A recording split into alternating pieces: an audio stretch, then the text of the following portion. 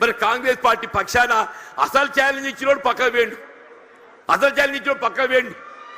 కేసీఆర్ గారిని ఎదుర్కోవాలంటే మామూలు విషయం కాదు, కేసీఆర్ ఎదుర్కోవడం మామూలు విషయం కాదు అంటూ నేను అన్నాడు. ఏదైతే ఇదే కాంగ్రెస్ పార్టీ నన్ను దొరకబట్టి ఆయన ముందు నిలబెట్టిందా, నన్ను దొరకబెట్టి వారి ముందు నిలబెట్టిందని చెప్పంటున్నా. ఇక ఏం చెప్పాలి, నా గోస ఏం చెప్పాలని చెప్పంటున్నాను.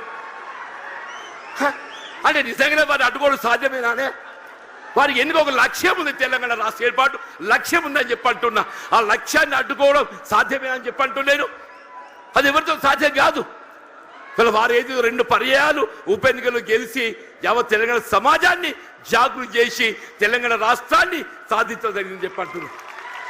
మరి అటువంటి క్రమశిక్షణ గల కార్యకర్తను నేను, అటువంటి క్రమశిక్షణ గల కార్యకర్తను యావత్ తెలంగాణ రాష్ట్రం ఆశ్చర్యం. ఇదేందా జీవన్ రెడ్డి, మరి ఏం చేయాలని ఆయన 20 మాసాలు ఏదైతే నా ఉసురు పోసుకుంటారు మీరు, 20 మాసాలు ఉసురు పోసుకున్నాను చెప్పంటున్నా. నేను ఇంతకాలం ఈ మానసిక క్షోభ నేను భరించాలని చెప్పంటున్నాను. సాధ్యమేనా చెప్పండి అన్న చెప్పంటు. నేను 4 దశాబ్దాలు కాంగ్రెస్ పార్టీ బలోపేతం కొరకు అకుంఠిత దీక్షతో ఏదైతుందో నేను పోరాటం చేసి నేను పాటుపడితే చివరికి దక్కింది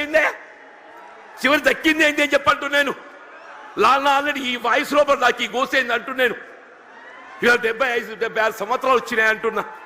నా జీవితం చివరి దశ చేరుకుందని చెప్పంటున్నా.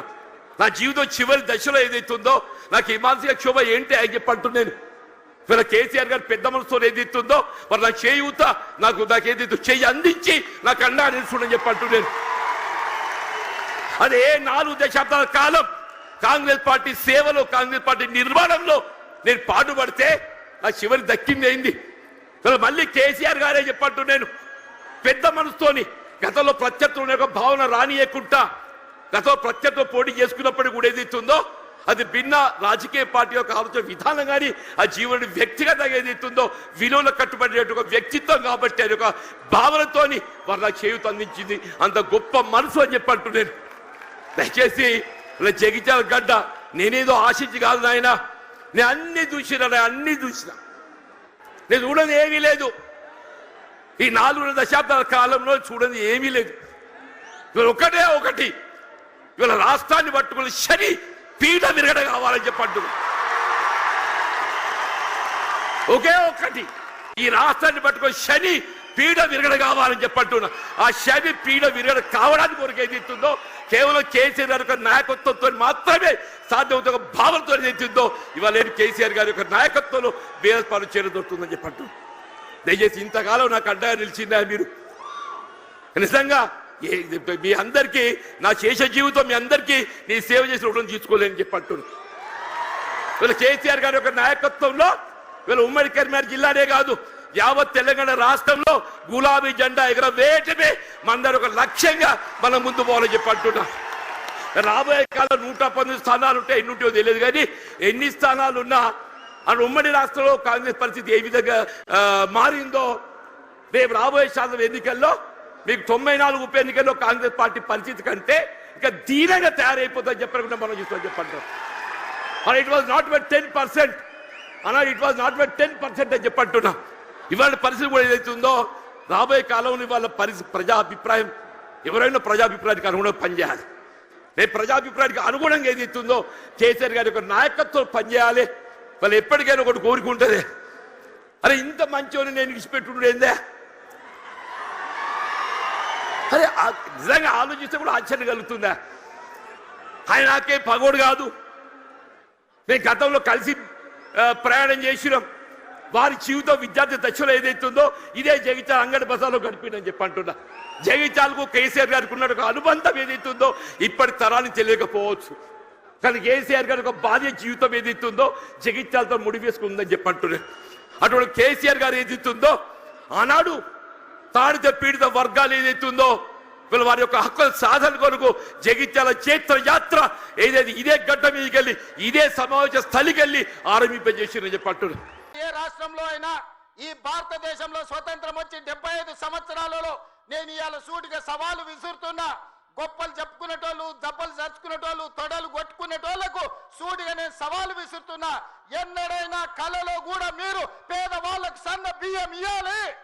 ఈ సన్న బియ్యం తల్లిదండ్రులు కన్న తల్లి తన బిడ్డకు కంటి బిడ్డకు బుక్కడి బువ్వ తినిపించే పథకం ఎన్నడైనా మీరు ఆలోచన చేసిండ్రా?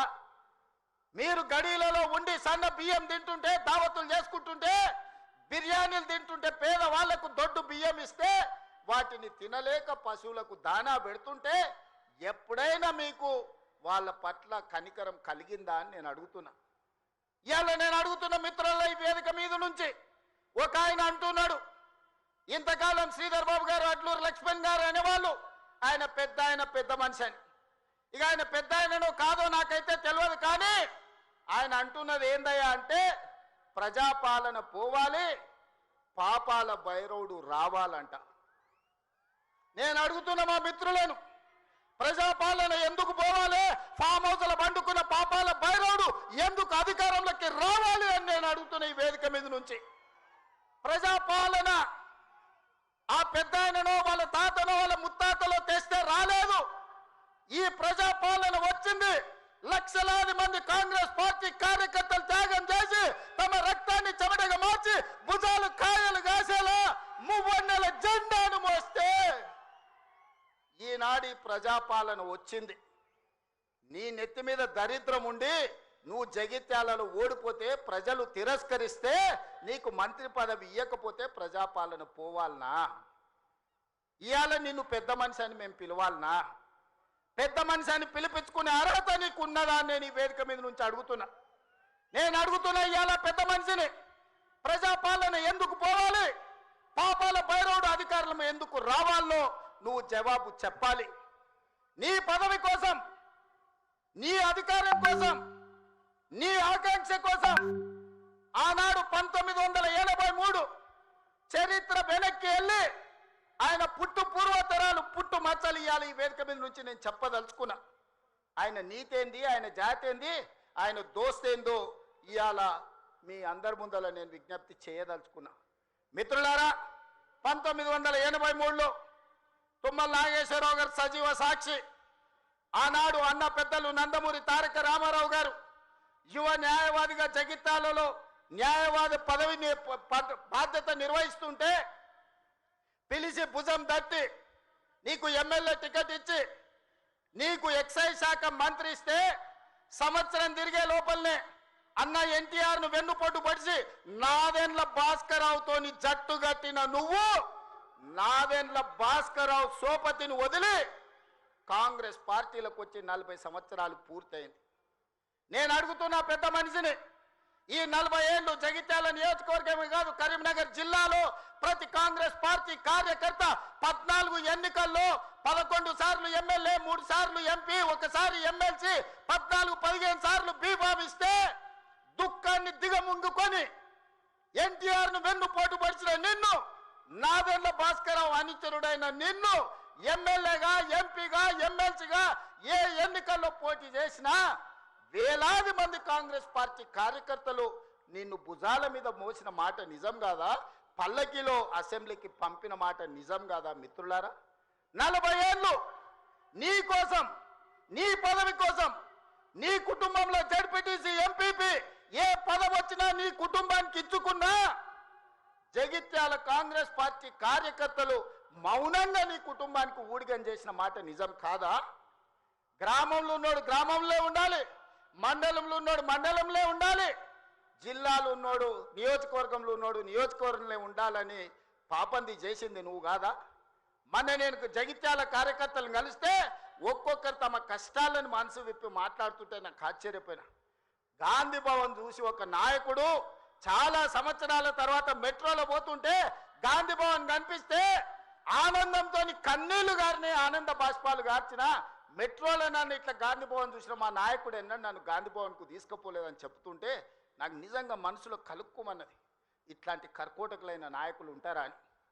అలాంటి నాయకుని కూడా జగిత్యాల ప్రజలు 14 సార్లు బీమా ఇస్తే ఎన్నో సార్లు ఓడిపోయినా వదలకుంటేనే ఆయన వెనకాల నిలబడి, ఆయన అండగా నిలబడి ఆయన భుజాల మీద మోస్తే ఒక్క ఏడాది పదవి లేకపోతే మీ గుండెల మీద దాన్ని మిమ్మల్ని మోసం చేసి పారిపోతాడా అని నేను అడుగుతున్న మిత్రులారా. ఇది న్యాయమా? ఇదేనా నీ జాతి, నీ నీతి? ఈ వయసులో నువ్వు 40 ఏళ్ళు నీ జెండా మోసి నిన్ను మోసిన కార్యకర్తల గుండెల మీద దాన్ని మోసం చేసి శత్రువు చెంతను చేరుతావా? శత్రువు సంకలు చేరి ప్రజాపాలన పోవాలంటావా? ఇట్లాంటోడు పెడితే పెళ్లి కోరుకున్నాడంట, పెట్టకపోతే సావు కోరుకున్నాడంట. ఇంతకంటే ఉదాహరణ ఇంకేమన్నా ఉందా? నేను అడుగుతున్న పెద్ద మనిషిని, ఈ ప్రజాపాలన ఎందుకు పోవాలి? 10,000 కోట్ల రూపాయల ఆడబిడ్డలకు మహాలక్ష్మి పథకం ద్వారా ఆర్టీసీలో ఉచితంగా అమ్మవారిని దర్శించుకోవాలన్నా, అమ్మగారి ఇంటికి పోవాలన్నా, మా అక్కలందరినీ ఆర్టీసీలో ఉచితంగా ప్రయాణం ఇచ్చినందుకు ప్రజాపాలన పోవాలనా? తెలంగాణ ఉద్యమంలో సమితలైన శ్రీకాంతాచారి, వేణుగోపాల్ రెడ్డి, ఈశాన్ రెడ్డి, కానిస్టేబుల్ కిష్టయ్య ఆదర్శంగా మొదటి సంవత్సరంలోనే 70,000 ప్రభుత్వ ఉద్యోగాలు ఇచ్చి గ్రూప్ 1, గ్రూప్ 2, గ్రూప్ 3, గ్రూప్ 4 డాక్టర్లను, ఇంజనీర్లను 70,000 ప్రభుత్వ ఉద్యోగాలు ఇచ్చినందుకు ఈ ప్రజాపాలన పోవాలనా? ఆనాడు ఒరేస్తే ఉరేసుకున్నట్టే అని మాట్లాడిన నువ్వు నీ ఫామ్ హౌస్లో 150 ఎకరాలలో ఒరేసుకొని 4,200 రూపాయల క్వింటాలు అమ్ముకొని నువ్వుంటే, రైతులు ఆత్మహత్యలు చేసుకుంటుంటే 8,000 కొనుగోలు కేంద్రాలను తెరిచి ఉత్తమ్ కుమార్ రెడ్డి గారు 2,58,00,000 మెట్రిక్ టన్నులు ప్రతి సంవత్సరం ఒడ్లు కొన్నందుకు ప్రజాపాలన పోవాలనా?